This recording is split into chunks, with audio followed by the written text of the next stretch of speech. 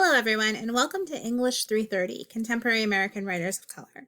My name is Dr. Marcy Rovin, and I'll be your instructor for the term. I've been teaching at Central Penn College for 4 years now, but I've been teaching in higher education for going on a decade. I specialize in children's literature, but I'm also well-versed in 20th century literature of different nationalities and origins. This class is going to be focusing primarily on writers of color, and we'll talk about what that means and who that includes, questions of definition this week and next.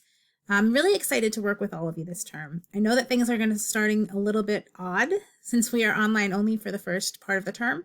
And right now that's the first 4 weeks, but that may change. The situation is being updated and evaluated on a daily basis based on information from the president and the governor's office and the CDC. So we'll see how things go. But I do want you to know that I understand everyone's lives are chaotic right now, that things are a little bit crazy, and I'm going to be as accommodating and as clear as possible.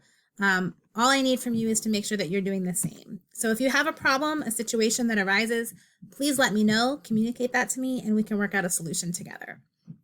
I'm just going to give you a quick sense of what our course looks like. If you're new to online learning at Central Penn, I would encourage you to check out the Start Here tab, where you'll find a tutorial on how to navigate our Blackboard courses.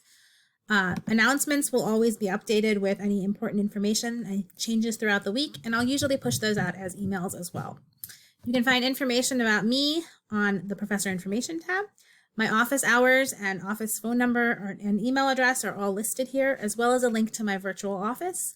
That's a system through Blackboard Collaborate where we can do video chats, or we can share screens and talk about papers or proposals or whatever we need to do. My office number is my work number, but it does send an email to me directly anytime I get a voicemail. So if you call that number, just make sure that you leave a voicemail.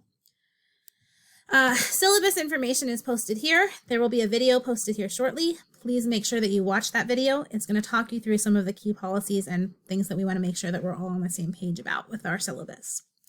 And then coursework is where our weekly content will be displayed. So each week you'll see a weekly folder. When you open it, you'll see a checklist that tells you all the things you need to do that week. Deadlines will usually be listed here as well, as sometimes I'll put locations, especially for the first few weeks, until we get a sense of where everything is. There's an overview and objectives for the course. Materials and resources will have the bulk of our course content. So you'll find presentations, videos, as well as links to the readings, since most of our readings will be online. They'll either be links or PDFs. The only exception to that will be the play, which I will need you all to purchase a copy of Raisin in the Sun.